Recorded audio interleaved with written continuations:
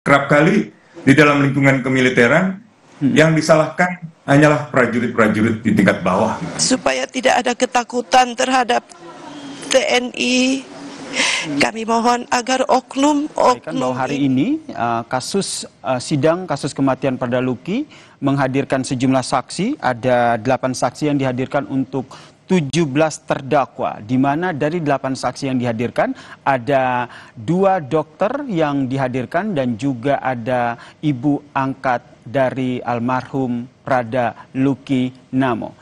Lalu apa saja fakta-fakta di persidangan kasus kematian Prada Luki dalam mengungkap kekerasan yang berulang yang dilakukan para terdakwa terhadap korban?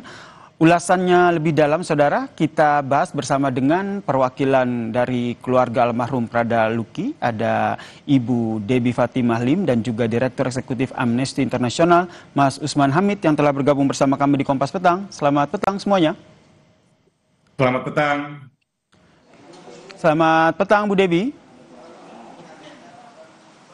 Selamat petang. Baik, saya ke Mas Usman Hamid dulu. Mas Usman, kalau kita lihat ini ada 22 tersangka yang menjalani persidangan, sejumlah saksi juga dihadirkan. Menurut Anda, dari 22 tersangka yang terdakwa yang sudah dihadirkan ini, apakah hakim juga akan menelusuri siapa sebenarnya otak pelaku ataupun yang betul-betul bertanggung jawab atas kematian Prada Luki Namo? Ya, itu akan sangat bergantung dari independensi dan keberanian hakim. Tentu kita semua berharap hakim yang mengadili perkara ini benar-benar berani, benar-benar objektif, dan bebas dari segala intervensi untuk menelusuri siapa sebenarnya yang paling bertanggung jawab atas kekerasan terhadap Prada Luki. Saya kira dari sanalah kita akan mengetahui apa sebenarnya problem utama di sana. Saya menduganya ini memang problem sistemik di dalam lingkungan militer, di dalam memahami secara keliru apa yang disebut sebagai disiplin militer. Disiplin militer itu ada disiplin yang menghormati hak asasi manusia, ada yang tidak. Bahkan yang tidak menghormati hak asasi manusia tidak pantas disebut sebagai disiplin militer.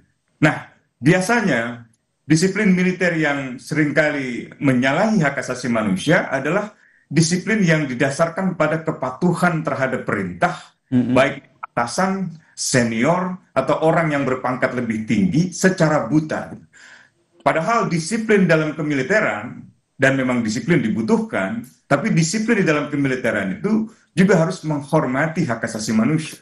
Hukuman-hukuman yang sifatnya fisik, minimal harus dalam bentuk pengolahan fisik seperti olahraga dalam pengertian push up, sit up, dan seterusnya. Tapi yang terjadi pada Prada Luki ini adalah pelanggaran hak asasi manusia yang saya kira sangat serius dan sangat berat. Karena itu harus ada yang paling bertanggung jawab dan diadili di dalam perkara ini. Oke, berarti ada disiplin yang melanggar hak asasi manusia sehingga mengakibatkan kematian dari Prada Luki Namo. Kita masih akan membahas terkait hal ini dan juga kita akan menyapa bagaimana tadi jalannya sidang bersama dengan keluarga dari almarhum Prada Luki Namo. Ada Bu Debbie di sini, tapi usai jeda ya. Tetaplah bersama kami di Kompas Petang. Masih bergabung bersama kami perwakilan keluarga almarhum Prada Luki Namo, Kak Debbie Fatimah Lim dan juga Direktur Eksekutif Amnesty International, Mas Usman Hamid. Saya ke Kak Debbie. Kak Debbie tadi mengikuti jalannya persidangan, ada 8 saksi yang dihadirkan, diantaranya adalah 2 dokter dan juga ibu angkat dari almarhum. Apa yang Ibu pantau dari kesaksian tadi? Terima kasih, Mas. Jadi dari keterangan dokter, khususnya yang perempuan itu saya agak kecewa karena keterangannya hampir tidak sesuai dengan yang Mama Iren atau ibu angkat almarhum sampaikan. Ibu dokter itu mengatakan lukanya hanya di punggung, terus di telinga tidak ada, di kepala tidak ada. Sementara yang Ibu Iren sampaikan ada luka memar, lebam, kebiruan pada dada bagian kiri dan bagian kanan. Terus luka yang bengkak. pada paha kiri kanan, pada punggung.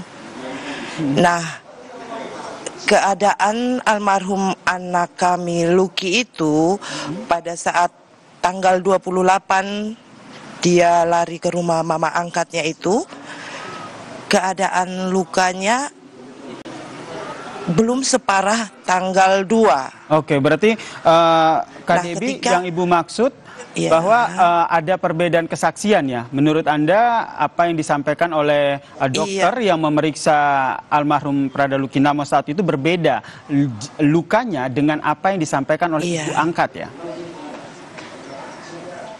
Iya, benar sekali, Mas. Lalu jadi mama angkatnya itu mama angkatnya itu terkejut ketika dia ke rumah sakit melihat keadaan almarhum anak kami Lucky jauh berbeda pada saat tanggal 28 ke rumah mama angkat itu. Itu sudah ada banyak luka yang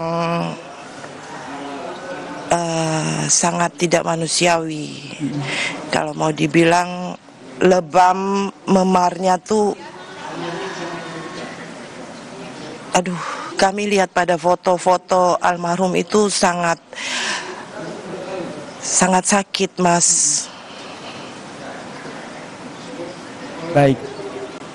Baik Kak Debbie, tentu kita tidak ingin membuka luka yang terjadi pada almarhum Prada Lucky. Namun dalam persidangan tadi ada keterangan juga dari ibu angkat Prada Lucky begitu yang menjelaskan kekagetannya ketika melihat kondisi dari Prada Lucky Namo. Menurut Anda dari kesaksian ini apakah sudah cukup membantu untuk menguak fakta kekerasan yang terjadi pada Prada Lucky hingga mengakibatkan ia meninggal dunia?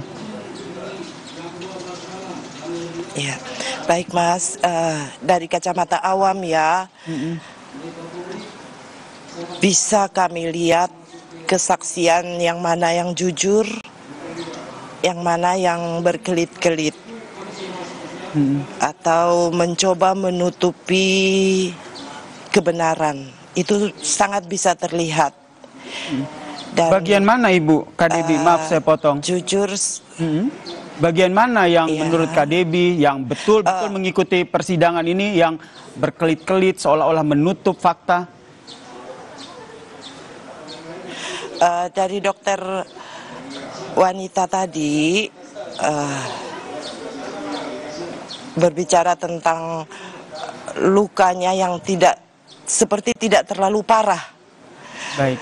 Tetapi dari auditor dan Bapak Hakim membaca kembali isi BAP dari dokter umum yang memberikan keterangan tentang keadaan anak Lucky. Nah, di situ kami melihat bagaimana tim auditor dan hakim cukup jujur ya. Baik Ibu, saya ke Mas Usman dulu. Mas Usman, kalau kita lihat dalam pemeriksaan saksi ini dibagi menjadi 3 kelompok, 17 terdakwa, kemudian ada 4 terdakwa dan juga 1 terdakwa yang merupakan atasan dari Prada Lucky Namo. Anda melihat kenapa akhirnya skema ini yang digunakan oleh majelis hakim? Ya, saya tidak persis mengetahuinya apa yang menjadi sebab ya, tetapi umumnya pemecahan-pemecahan perkara semacam itu malah merugikan keluarga korban. Dia akan memutus kronologi peristiwa yang selengkapnya.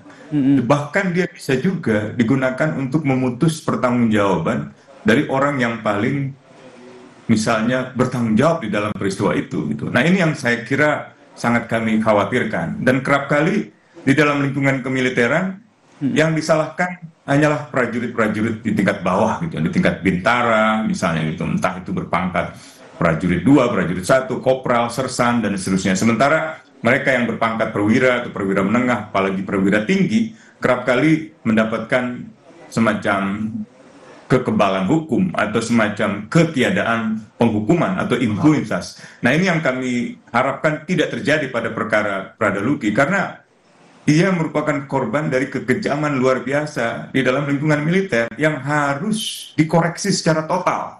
Oke. Dan Prada Luki ini harus jadi korban yang terakhir. Tidak boleh ada lagi Prada Luki berikutnya di dalam lingkungan militer. Kita harus mulai satu budaya militer yang secara internal menghormati harkat dan martabat manusia.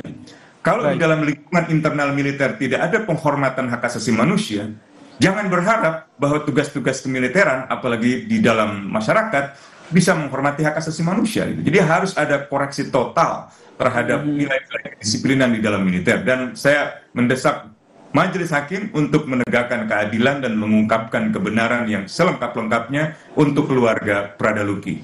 Mendesak menegakkan keadilan untuk keluarga Prada Luki. Menurut Anda, adanya indikasi kekerasan yang berulang, apakah ini dapat memperberat hukuman dari dakwaan auditor? Harus digunakan untuk memperberat hukuman. Dan orang yang paling berat hukumannya justru bukan orang yang merupakan bawahan atau berpangkat rendah, melainkan orang yang berpangkat lebih tinggi. Karena ia ditugaskan dan diamanatkan dengan lebih besar, baik itu secara kepangkatan, secara penugasan, secara kedinasan, maupun juga secara moral, yang memiliki pengetahuan, memiliki tanggung jawab yang lebih besar. Jadi menurut Anda secara tidak langsung yang paling bertanggung jawab dari kematian Prada Luki ini adalah atasan dari Prada Luki, satu terdakwa yang saat ini juga tengah diperiksa? Ya, terutama apabila ia memerintahkan. Setidak-tidaknya ia mengetahui perbuatan bawahannya dan tidak melakukan tindakan apapun, tidak melakukan pencegahan maupun tidak melakukan penghukuman. Itulah yang disebut sebagai command responsibility, tanggung jawab komando. Tidak ada bawahan yang salah. Yang salah selalu atasan. Disitulah budaya militer, tanggung jawab militer seharusnya diterapkan gitu. Dan ke depan tidak boleh ada lagi disiplin-disiplin atau apapun atas nama korsa, atas nama kesatuan, atas nama nilai-nilai kedisiplinan yang memudahkan harkat dan martabat manusia. Baik, saya ke Kak Debbie, sedikit saja. Tentu harapan itu harus selalu ada untuk keadilan bagi almarhum Prada Luki. Dengan jalannya sidang ini, masih adakah harapan itu? Selalu ada, Mas. Kami keluarga percaya bahwa Indonesia adalah negara yang adil dan beradab.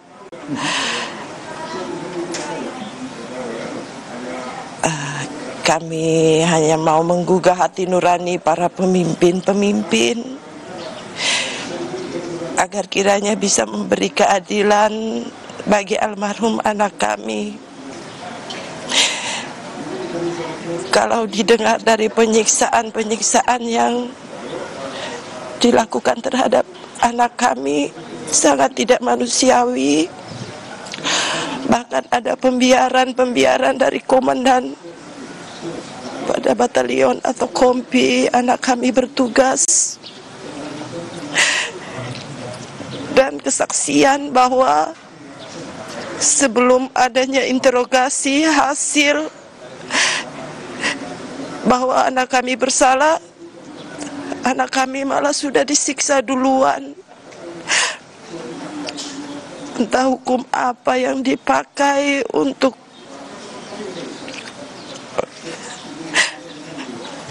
anak kami sehingga disiksa dulu baru ditanya.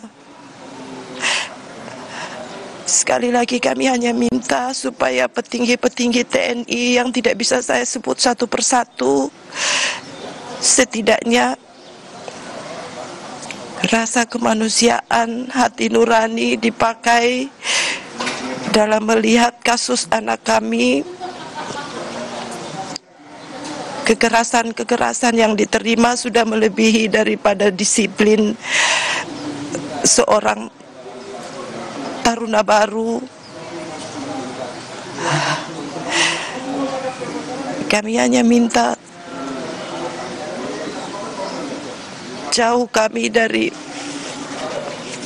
tempat di NTT, setidaknya bapak-bapak di pusat bisa memberi kami keadilan supaya tidak ada lagi kasus-kasus seperti yang dialami anak kami almarhum Prada Luki, tidak ada lagi Luki-Luki yang lain, supaya tidak ada ketakutan terhadap TNI. Kami mohon agar oknum-oknum ini bisa diberikan hukuman yang seberat-beratnya. Baik, Ibu. Terima kasih, Mas. Terima kasih, Kak Dewi. Kita tentu saja berharap keadilan akan terus ada untuk almarhum Prada Luki, dan jangan putus harapan begitu keluarga dalam memperjuangkan keadilan untuk Prada Luki. Terima kasih Kak Dewi Fatimah dan juga Mas Usman Hamid telah bergabung bersama kami di Kompas Petang. Salam sehat semuanya.